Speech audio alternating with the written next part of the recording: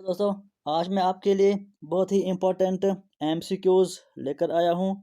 तो यहाँ पर देखिए, और ये एमसीक्यूज़ एजुकेशनल साइकोलॉजी के लिए हैं।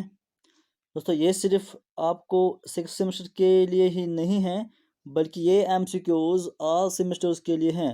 हाँ, ख़ास तौर पर अभी 6th सेमेस्टर के एग्ज़ाम चल रहे हैं, तो इसको ये 6th सेमेस्टर में ज़्यादा काम आएंगे फ़िलहाल। दोस्तों, इसमें लगभग 400 से क्वेश्चंस हैं, 400 के करीब, लेकिन वो सब एक ही वीडियो में अपलोड करना बहुत ही मुश्किल है और वीडियो बहुत लंबा हो जाएगा, फिर अपलोड नहीं हो सकता है। इसलिए मैंने इसको पार्ट्स में डिवाइड कर दिया है।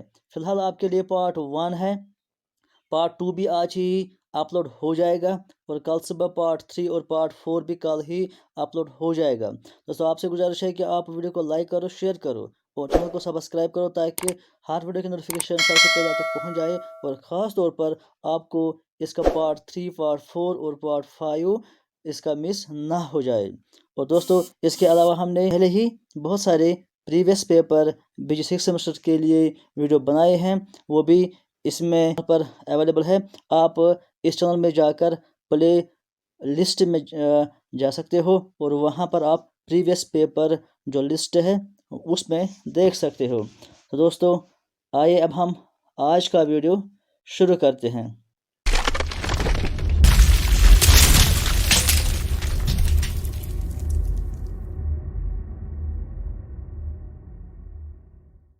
दोस्तों, यहाँ से हम देखते हैं, क्वेश्चन नंबर 1 है, the term psychology has been derived from. इसका सही आंसर है ए पॉट यानी ग्रीक वर्ड।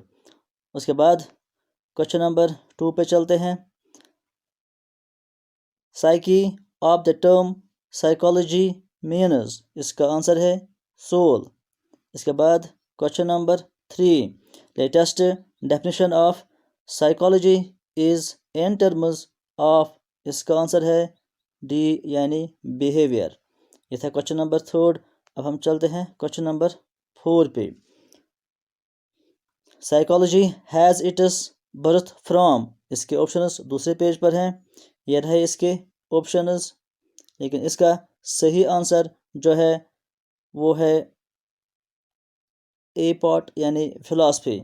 उसके बाद क्वेश्चन नंबर 5 पे चलते हैं, psychology studies the behaviour of.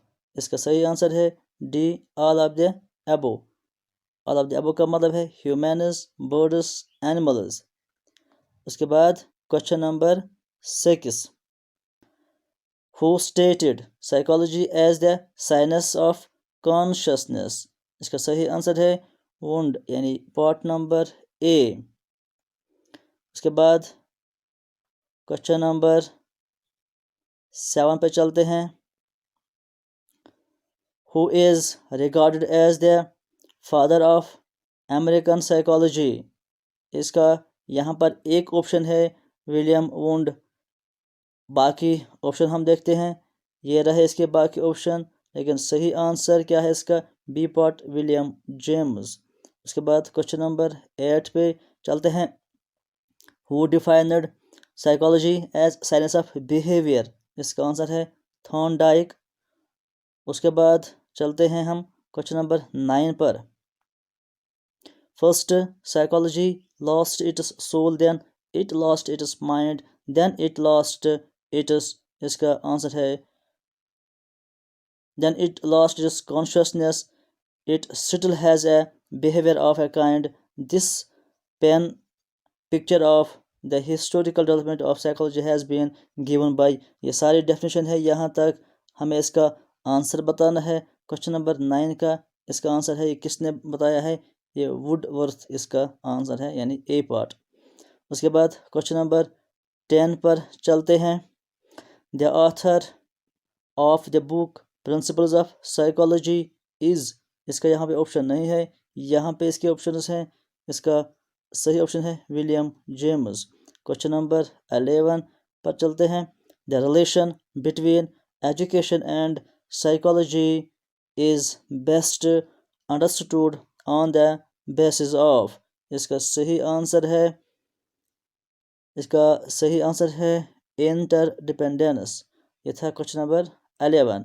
अब हम चलते हैं क्वेश्चन नंबर 12 पर। क्वेश्चन नंबर 12 है ये, psychology is the science of behaviour and experience.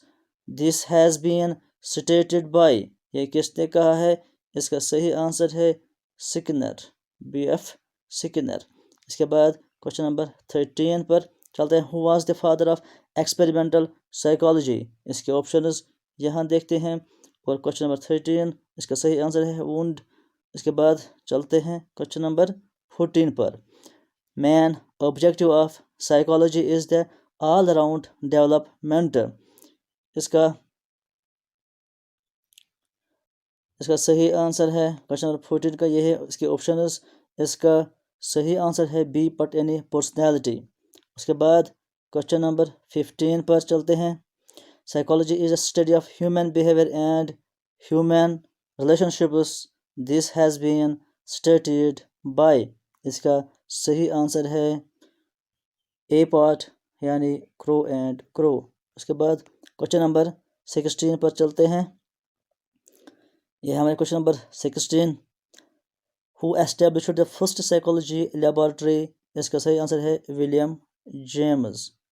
उसके बाद क्वेश्चन नंबर 17 पर चलते हैं। The first psychological laboratory was established in. कहाँ पे है वो? जर्मनी में है। क्वेश्चन नंबर 18 पर चलते हैं। When was the first psychological laboratory made? यानी फर्स्ट साइकोलॉजिकल लेबोरेटरी कब बनाई गई थी? इसका आंसर है बी पार्ट 1879। उसके बाद 19th क्वेश्चन पर चलते हैं।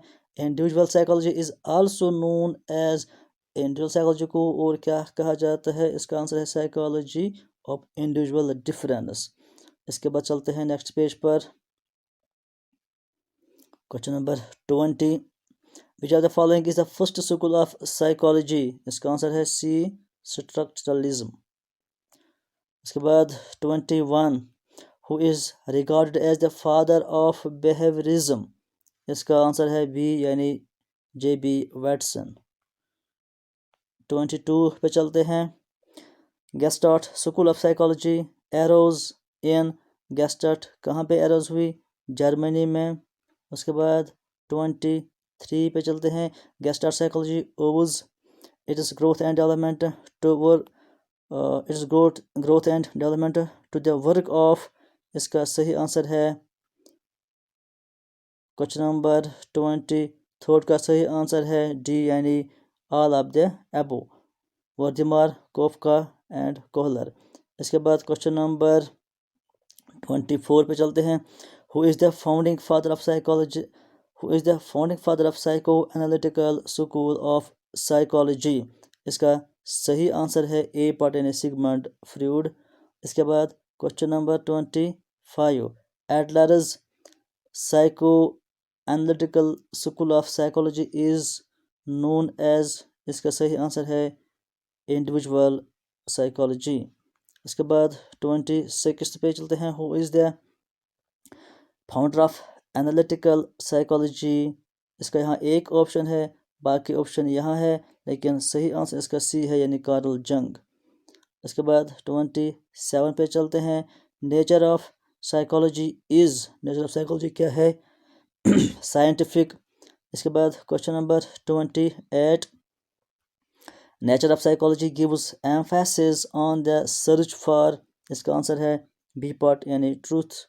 इसके बाद 29 को देखते हैं। Structuralism was founded by. इसका सही आंसर है सी पार्ट यानी वुंड। इसके बाद हम चलते हैं क्वेश्चन नंबर 30 पर। What is the subject matter of Gestalt psychology? Gestalt psychology का सब्जेक्ट मैटर क्या था? परसेप्शन। इसके बाद चलते हैं हम क्वेश्चन नंबर 31 पर। The book principles of psychology the book principles of psychology by W. James was published in. कब पब्लिश हुई थी? 1890। यह था क्वेश्चन नंबर 31। क्वेश्चन नंबर 32 देखते हैं। Which of the following is the aim of psychology? Psychology का aim क्या है? इसका एम है ऑल ऑफ द अबव यानी description, protection and control. Question number 33 देखते हैं। Cognitive behaviour is related with, यहाँ ऑप्शन है एक नोइंग, दूसरा ऑप्शन है यहाँ पे feeling, doing, all of the above. लेकिन सही आंसर जो इस क्वेश्चन नंबर 33 का है वो है सिर्फ यहाँ पर जो कि एक है। यहाँ पर देखिए नोइंग नोइंग इसका सही आंसर है।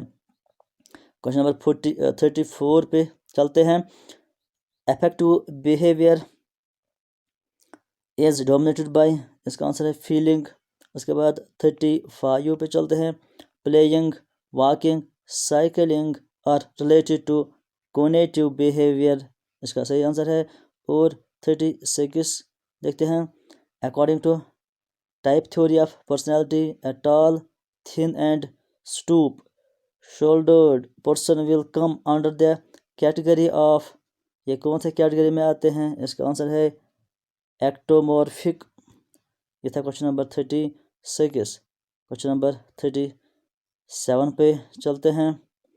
विच of the following forms the subjective matter of psycho analysis, इसका सही आंसर है ऑल ऑफ द अबव, यानी theory of libido, concept of unconsciousness mind, dynamic aspect of mind.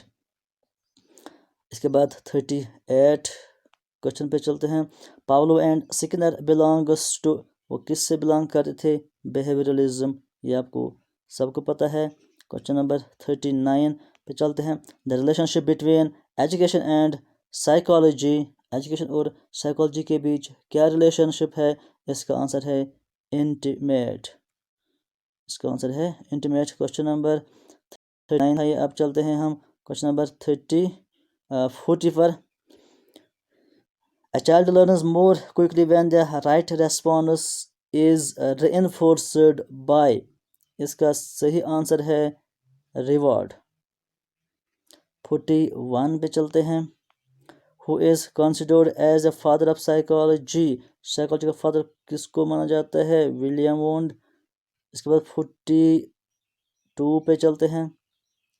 Educational psychology is the study of the psychological aspects of educational situations has been stated by, ये किसने कहा है? इसका सही answer है ए ट्रो। Question number 43 पे चलते हैं। Educational psychology describes and explains the learning experience of an individual from birth through old age has been stated by, ये किसने कहा है? इसका सही आंसर है क्रो एंड क्रो। उसके बाद क्वेश्चन नंबर 44 पे चलते हैं। Educational psychology is a, option है या पॉजिटिव या अप्लाइड, इसका सही आंसर है सी पार्ट, यानी ए एंड बी। ए क्या है? Positive science and applied science. ये था 44। अब हम चलते हैं 45 पर। एजुकेशनल साइकोलॉजी यूजेस, इसके यहाँ ऑप्शन है लेकिन सही ऑप्शन इसका सी है, यानी ए एंड बी। ए है साइंटिफिक मेथड्स और एम्पायरिकल एंड फैक्चुअल मेथड्स। ये था क्वेश्चन नंबर 45। अब हम चलते हैं 46 पर।